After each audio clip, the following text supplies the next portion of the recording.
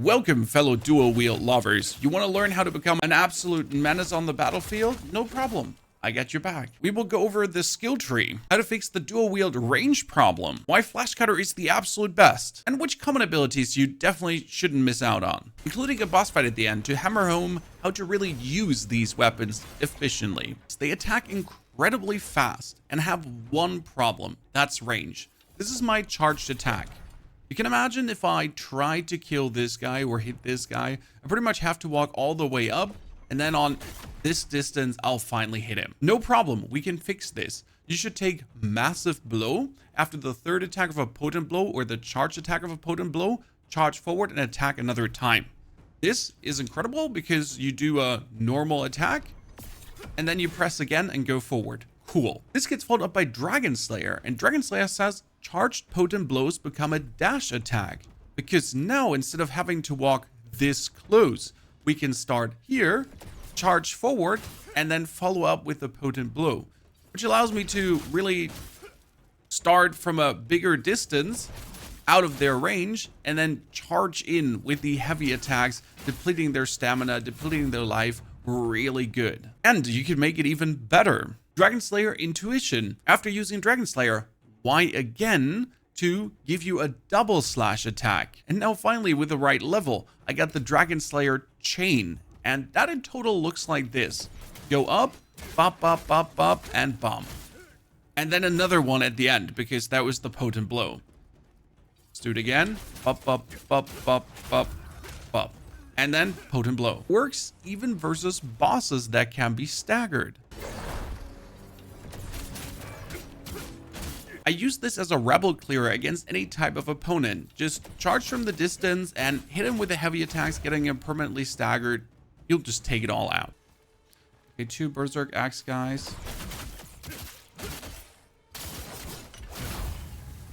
This fixes the range problematic, but which skill are we adding now for damage? You get yourself Ruthless and Breeze Dash. Breeze Dash brings you forward and hits the opponent. Quite simple. Bam.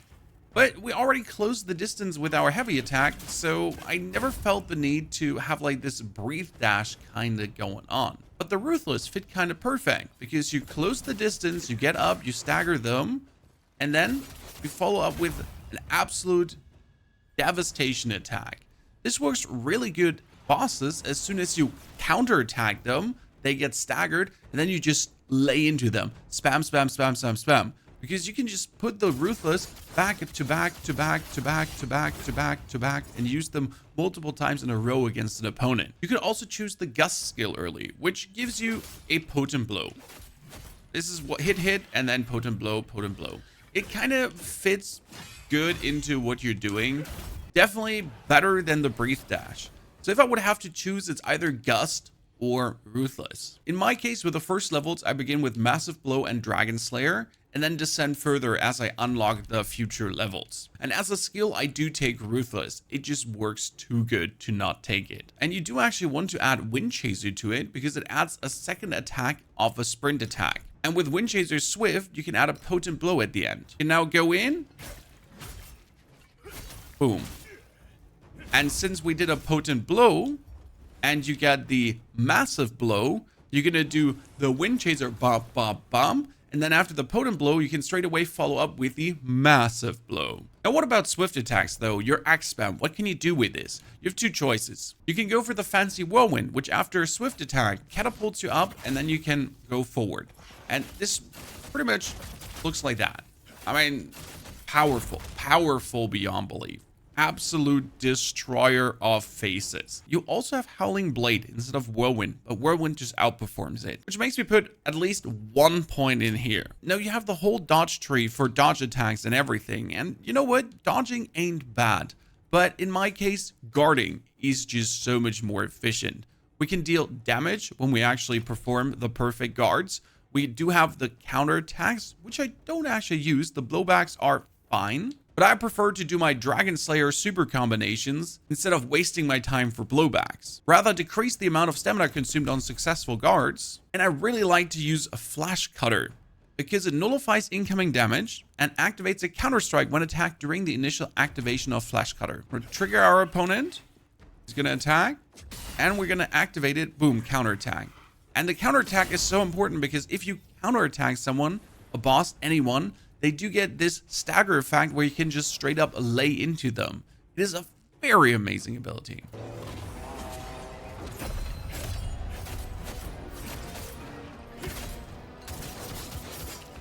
Don't forget in your commentary to activate a brutal attack execution. This one will give you spirit if you can kill an enemy with a brutal attack. Fantastic. And brutal attack reap if you poke them in the chest, so the frontal brutal attack that restores your stamina. Boom, we also get health back. You do want to increase the damage of your counterattacks because counterattacks are the juice against bosses, and if you play this flesh cutter, you increase the damage of that counterattack from the flash cutter as well. And in order to use all these abilities, we got gain spirit up and taking damage, increase the amount of spirit gained up and performing a brink guard, increase the amount of spirit gain when attacking, and you could technically put points into getting spirit on a brink dodge, but I don't dodge.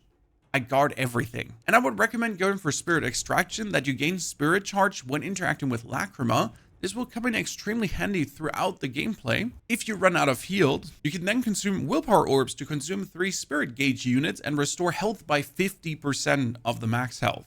Haha!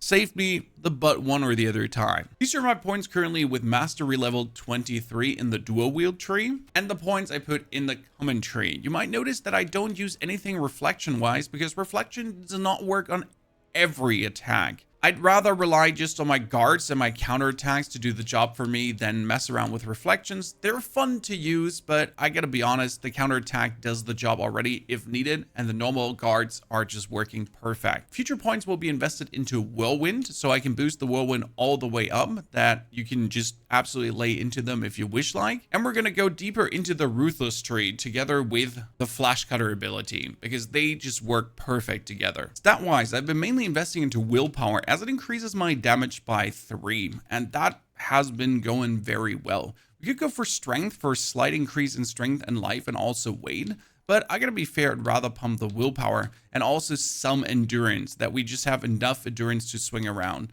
Also, the endurance increase works a bit with our damage. You do want to get your vitality up as well. For every point of endurance, I kind of take 2 points of vitality to kind of keep them in check. Now, I showed you everything about the dual blades, how to play them, how they perform combinations.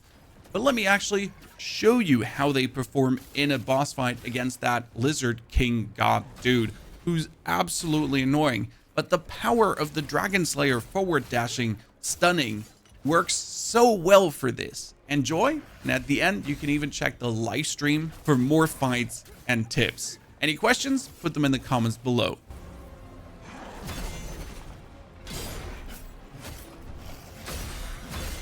What I find so funny about the game is how you can like literally just stand in one place and fight one guy, right? I don't actually have to move, right? The best moves I can do against the Drake is just standing still and waiting for his attacks and then interacting with his attacks, right? At least in this phase here.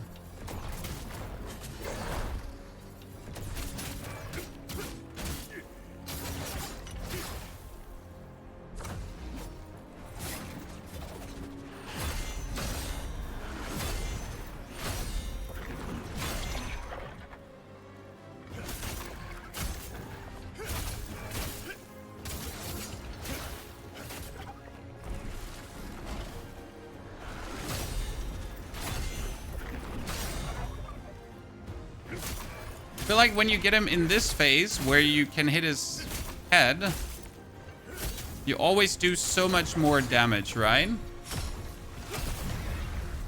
That was a killer phase, I was saying.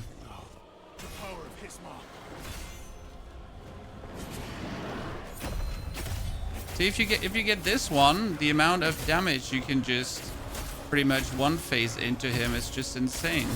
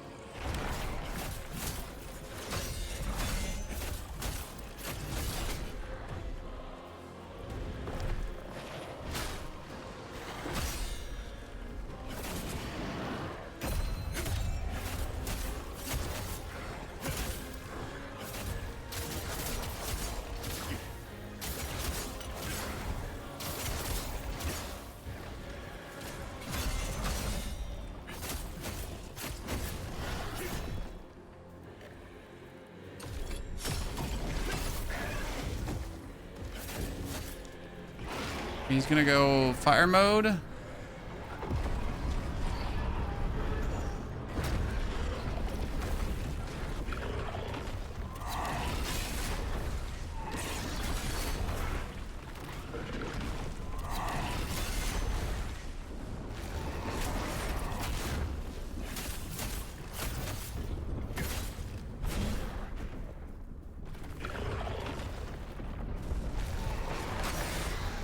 Okay.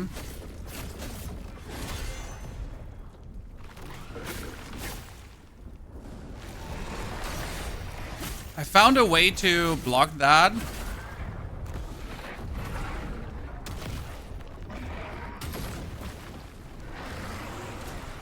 And it requires me to do a wrong block and then a right block. But I'm literally forced to do the wrong block first. Because I otherwise don't compute.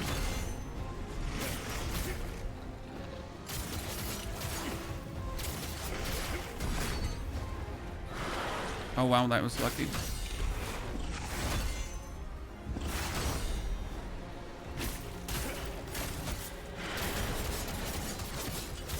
Woo! Ladies and gentlemen! It was a good one. Did actually not expect that we got it.